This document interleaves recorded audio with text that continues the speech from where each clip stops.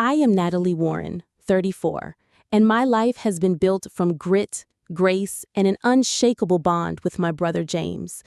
From the moment our parents' marriage split apart into slammed doors and whispered accusations, James became my anchor, the one person who reminded me that even if the adults failed us, we could still count on each other. We worked after-school jobs to keep food on the table, we swapped shifts so one of us could study, and we swore that no matter how hard life got, we would always choose each other first. That promise carried me through years of 14-hour shifts in hospitality, through the sleepless months of renovating the failing Sapphire Grand, through building Sapphire luxury hotels and elite catering into names people whispered with admiration. And when James met Melissa, a woman from a family that measured worth in moneyed surnames and country club memberships, I tried to believe love could smooth the edges. She was all polish and practiced smiles, the kind of woman who looked at servers like they were furniture, who asked me with a smirk how it felt to work in hotels, as if ownership was servitude. James, blinded by infatuation, didn't hear the undertones.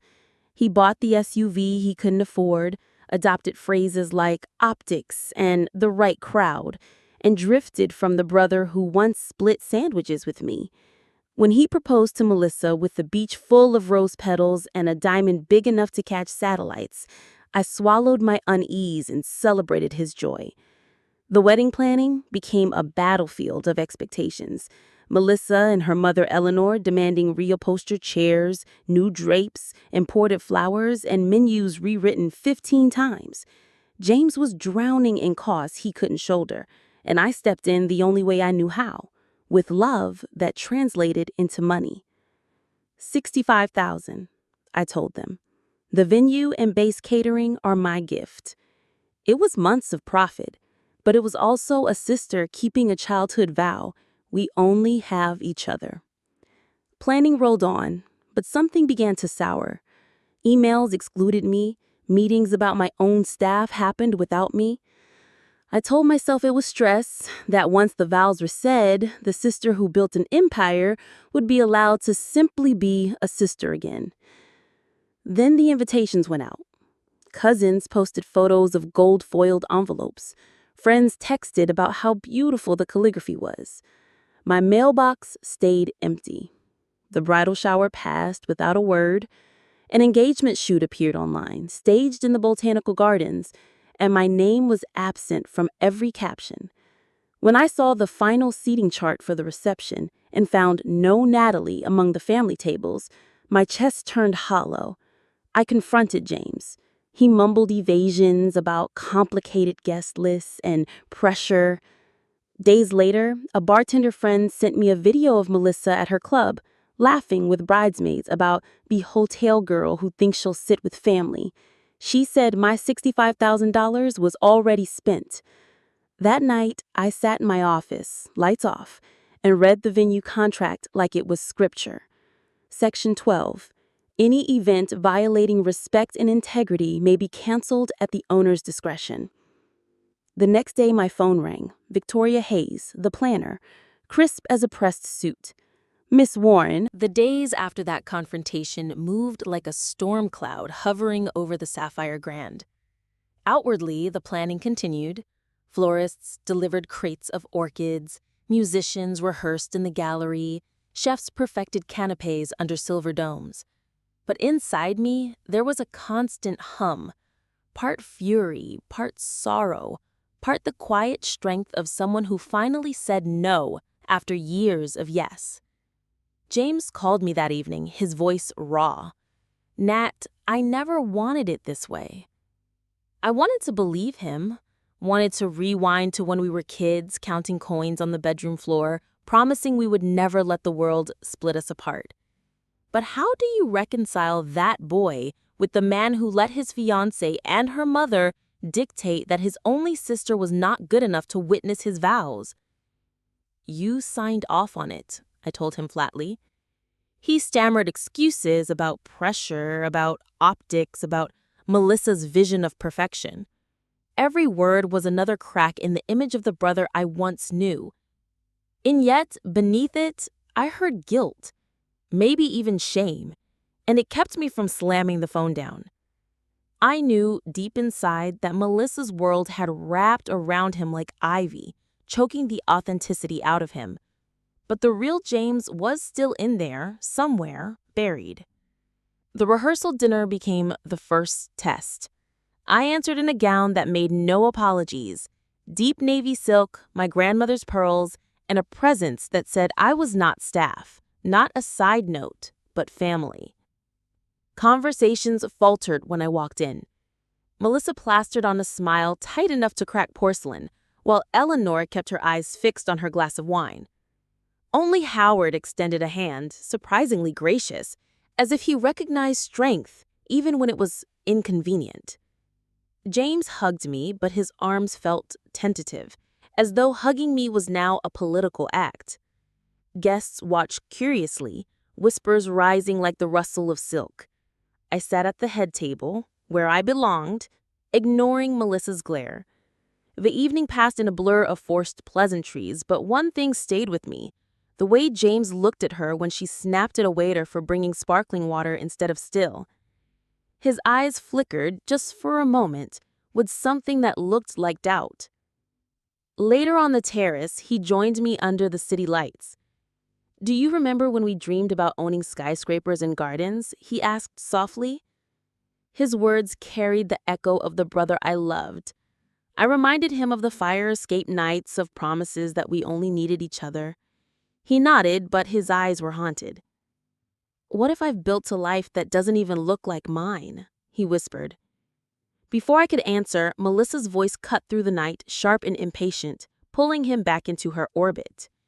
He left with an apologetic glance, and I was left with the cold knowledge that doubt had After James's declaration, the ballroom unraveled like a stage play collapsing mid-scene. Guests rose from their seats, whispering furiously. Phones lifted to capture the scandal unfolding in real time. Melissa's sobs rang sharp against the marble as Eleanor hissed threats of ruined reputations and lawsuits. Howard tried to steady them both, but even his voice shook with disbelief. Through it all, James didn't waver. His hand gripped mine like an anchor as he led me away from the chaos, past towering arrangements of orchids and the murmurs of 200 stunned witnesses. In the quiet of my office, away from the chandeliers and whispers, he sank into a chair, his shoulders heaving as if the weight of months had finally lifted. "I can't believe I just did that," he said, half laughing, half crying, staring at his trembling hands. But when the minister asked that question, all I could think of was you. How Melissa and her mother treated you, how they dismissed everything we went through, how they nearly erased you from my life. I realized if I said yes, I'd be saying yes to becoming one of them. I poured him a glass of water and sat beside him, studying the boy who once promised me sandwiches and safety, now returned as a man who had just detonated his own wedding to reclaim his soul. "You'll pay a price for this," I warned gently. "Financial, social, maybe professional." He nodded, eyes clearing. "But at least I'll be paying as myself, not as a puppet." In the days that followed, the fallout came fast. The Blakes demanded repayment for their expenses. Gossip magazines feasted on the story of the jilted bride and the construction manager who walked away. Yet beneath the noise, something remarkable happened. James began to smile again, not the stiff smile of Melissa's world, but the unguarded grin of my brother. We reinstated Sunday brunches, laughing over pancakes the way we had as kids, rebuilding piece by piece what almost crumbled under the weight of someone else's expectations. And for me, the moment became a mirror. I had spent years pouring myself into business, defining my worth by occupancy rates and Michelin stars. But standing in that ballroom, I learned that dignity doesn't come from polished silver or glowing reviews. It comes from refusing to be diminished, from saying no even when the world expects you to be silent. James reclaimed himself at the altar. I reclaimed myself in the conference room. Together, we discovered that sometimes family isn't about keeping peace at any cost. It's about drawing lines that protect love from being twisted into something unrecognizable. The days after the canceled vows felt like walking through the aftermath of a storm. Quiet streets, debris scattered, and the air heavy with things unsaid. The story spread quickly, not just among the guests, but through social circles far beyond Boston. Headlines called it the wedding that wasn't. Blogs speculated about Melissa's humiliation, and whispers painted James as reckless or brave, depending on who was speaking. Through it all, the Sapphire Grand stood tall, its marble halls untouched by scandal, because my staff carried themselves with the same dignity I demanded. They knew the truth, that what happened on that altar was less about ruined flowers and wasted champagne, and more about a man reclaiming his soul. James stayed at my apartment for the first week, too ashamed to face his own empty condo. Each morning, I'd find him on the balcony with coffee, staring at the skyline as if searching for answers among the glass towers. "I keep thinking about that moment," he confessed one morning, voice rough. "How quiet the room was, and how the only person I saw was you. I don't know what would have happened if I'd gone through with it." I told him what I believed, that marriages built on lies collapse, but the courage to stop one before it starts can save a lifetime of pain. Slowly, he began to rebuild. He returned to his construction crew, grateful for the calloused hands and honest work that tethered him back to reality. Some friends drifted away, preferring Melissa's glittering circles, but his true friends brought beer and pizza, reminding him that loyalty isn't bought with chandeliers or country club memberships. For me, the ordeal became a turning point.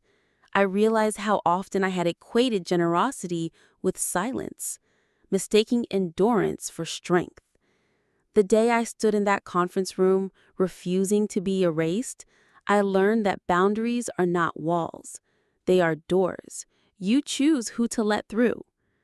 Months later, when James introduced me to Sarah, a city planner who looked him in the eyes instead of over his shoulder, I saw my brother glowing in a way Melissa's world had never allowed.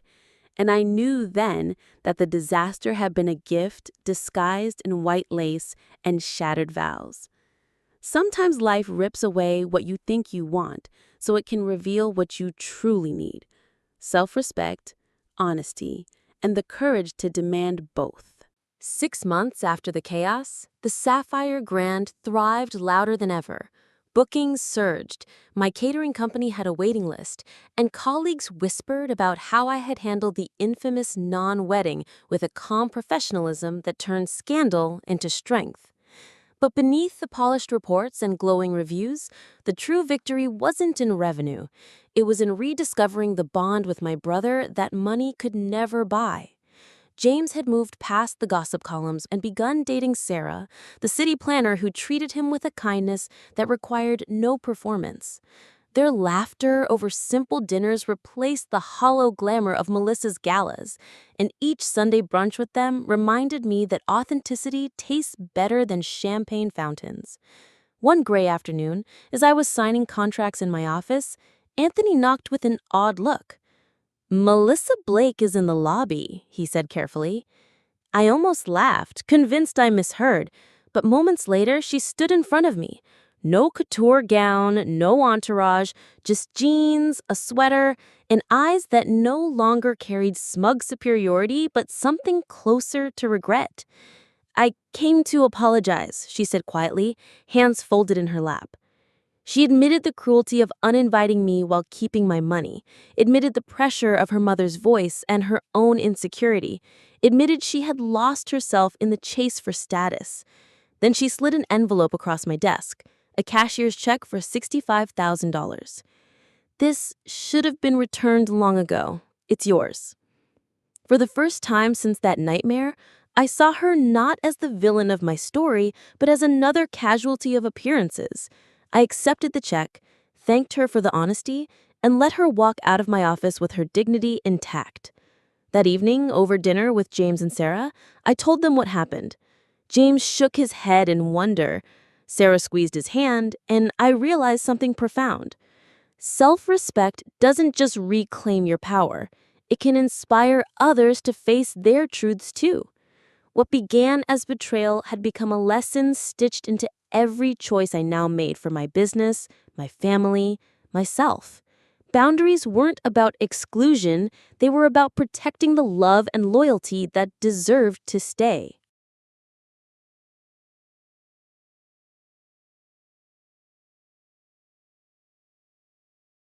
When I look back now, the day that nearly broke me has become the day that remade me. The wedding that never was could have left nothing but bitterness. $65,000 gone, a brother lost to ambition, a family torn further apart. But instead, it became the catalyst that forced me to draw a line, to say enough, to choose dignity over silence. James and I rebuilt slowly. Sunday brunches turned into laughter-filled rituals again, reminders of fire escapes and childhood promises. He found joy in Sarah, a woman who valued him for his humor, his grit, his unpolished honesty, the very things Melissa had tried to file down. Watching them together healed something in me. It proved that love built on truth will always outlast love built on appearances. As for me, I turned pain into purpose. I created the True Love, True Values Fund, using Melissa's return check to help couples with real commitment afford weddings they deserved. Every time I watched a bride and groom walk through the Sapphire Grand's doors with nothing but genuine joy in their eyes, I felt a piece of my own story settle into peace. Even Melissa's unexpected visit reminded me that people can change when they finally face their reflection. She left me with an apology and proof that accountability can grow in the ashes of humiliation. And in that moment, I saw how even the people who hurt us can become mirrors, showing us who we refuse to become. The lesson carved into me that season is simple but eternal. You teach the world how to treat you by the boundaries you set. I had allowed myself to be diminished until the day I stood tall and said no. That no gave me back my brother, my self-respect, and the new compass for every choice I make. You cannot always control betrayal, but you can always control your response. And sometimes the bravest response is walking away from anything that asks you to be less than who you are. The morning of which should have been James's wedding anniversary, I stood on the balcony of the Sapphire Grand, coffee in hand, watching the city stir awake. A year earlier, that date had been circled in red on every calendar, the day my brother was meant to pledge his future to Melissa under crystal chandeliers and towering orchids. Instead, it had become the day he chose honesty over pretense. The day I chose boundaries over blind generosity. What felt like devastation then, now read like deliverance. James came by later with Sarah, his laughter echoing through the lobby as he carried a box of pastries.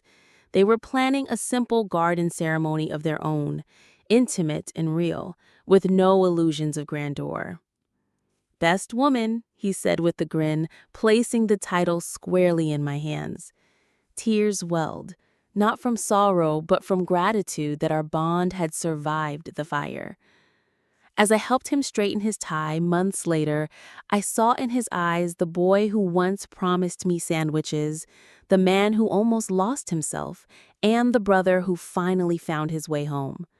The lesson that anchored itself in me was one I now shared with every young woman I mentored. Success means nothing if it costs you your dignity, and family means nothing if it demands your silence. That $65,000 had once felt like the price of betrayal, but it became the seed of something greater, a fund for couples who valued love more than spectacle, and a reminder that true wealth is measured in integrity, not chandeliers. Standing there in the garden of my newest hotel, watching James slip a ring on Sarah's hand, I knew the disaster had written its own redemption. Out of arrogance grew humility. Out of betrayal grew boundaries, and out of a canceled wedding grew a story worth telling again and again. You are always enough as you are, and the moment you demand respect is the moment you begin to live free. The garden shimmered with late summer light when James and Sarah finally said their vows, a scene worlds away from the glittering spectacle Melissa once demanded. No chandeliers, no 10-tiered cake, no whispers of social status, just friends, family, and a love that rang true in every word they spoke. As James looked at Sarah, his voice steady and sure, I saw the boy who once swore he'd always protect me, now a man who had learned to protect his own heart as well. When it came time for me to give my speech as his best woman, I spoke not of the drama that nearly divided us, but of the resilience that brought us back together. I told the guests that true wealth isn't measured in diamonds or guest lists, but in loyalty that survives storms and in courage that says no when the price of yes is your self-respect. Later that night, as laughter carried across the garden and music floated under the stars, James leaned against the railing beside me. "You know," he said quietly, "if Melissa and I had gone through with that wedding, I don't think I'd even recognize myself today." I smiled, feeling the truth of it. Sometimes life saves us by breaking us first.